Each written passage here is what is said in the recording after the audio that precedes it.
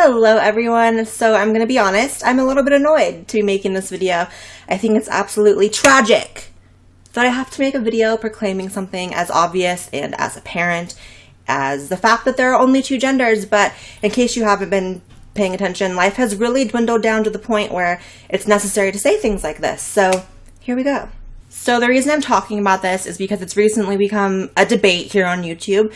It started with Jaclyn Glenn, an atheist YouTuber, and some other girl making a video talking about how, as they see it, there's only two genders. In comes Onision, my old buddy Onision.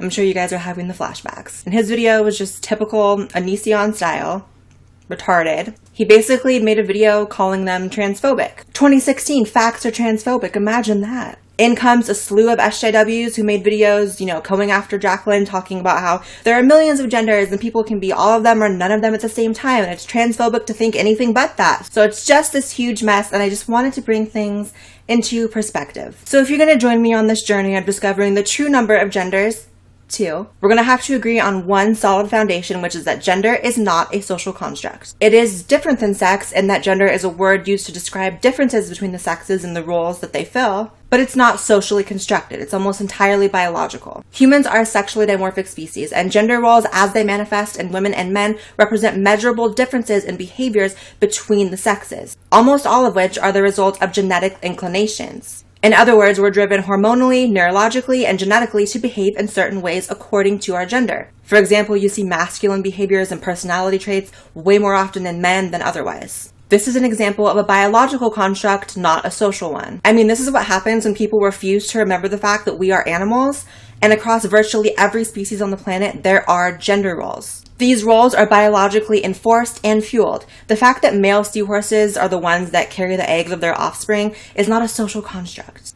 I will concede that certain aspects of the expectation of gender are socially constructed. For example, women are expected to wear certain types of clothing and men are expected to wear others. However, I'm not sitting here arguing that fashion is not a social construct, because it very obviously is. Fashion is not gender. Biologically, there are males and females. Of course, there's intersex people, and being born intersex is very real, and it's actually not as rare as you would expect, but intersex is a birth deformity. It's not a separate or third gender. In fact, intersex people are still male or female depending on if they have Y chromosome. So aside from that, there is a tiny portion of the population that are transsexuals, such as yours truly. I'm a biological male who was born that way and will die that way. However, as my luck would only have it, Mother Nature kind of fucked me and gave me the inclinations of a female. There's been a number of studies that have shown that male to female transsexuals have similar brain structures and activity to that of biological women. Because of that, I decided to take it upon myself to seek out the help of medicine to transition or physically resemble the body of a woman to the best of my ability. So in any sense other than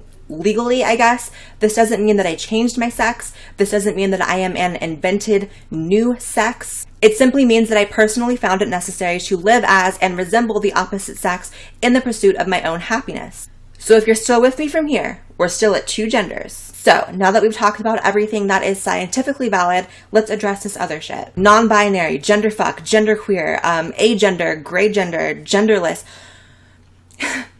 You are free to identify as anything you'd like. I'm not here to regulate thoughts. I'm simply here to regulate this false premise that it's valid in any other setting other than inside of your own head. Not one of these new genders of the week are scientifically valid. I mean, there's nothing to measure them with. That is the difference between all that other shit and transsexuals. But therein lies the problem. You guys call yourself trans and you're not. There seems to be this new implication that anyone who is slightly gender nonconforming or, slightly varies in their masculine to feminine levels and characteristic traits or hobbies is somehow transgender. Just because you fail to be perfectly masculine or perfectly feminine doesn't mean that you have invented a new gender. I mean, that's the thing. SJWs conflate gender expression, of which, of course, there are 1,000 ways to express yourself, with gender itself. They are not the same thing. Being transgender is medically diagnosable. So here's why all of this nonsense actually pissed me off enough to make this little rant video about it. There are a ton of people now running around self-diagnosing themselves, creating new words and buzzwords and rules for how you should interact with trans people when they themselves are not trans. Newsflash, you are not transgender just because you cut your hair short and prefer they/them pronouns. You people simply want to call yourself transgender to earn oppression points. You want to be part of a group that is marginalized and oppressed because you realize it's not all that interesting in this current culture just being a run-of-the-mill, person. It's more valuable for you to call yourself some sort of minority and use this non-binary agender shit to squeeze into a label that doesn't actually accurately depict who you are and that you don't live the life of.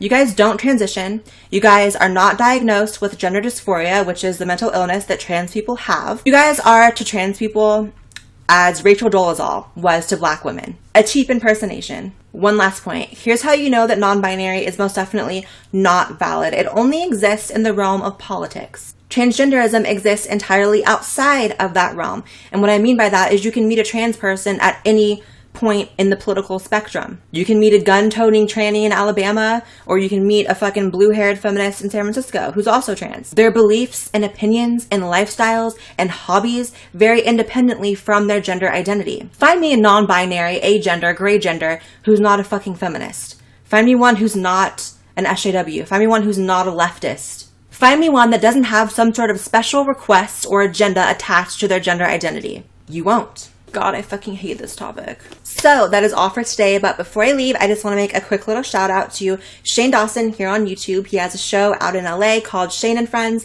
and they recently flew me out there to be a guest on the show, and I just wanted to say thank you and shout out to you. You were so sweet. All the staff from the studio, super sweet, even though I think the hair and makeup girl might have stolen a lipstick from me.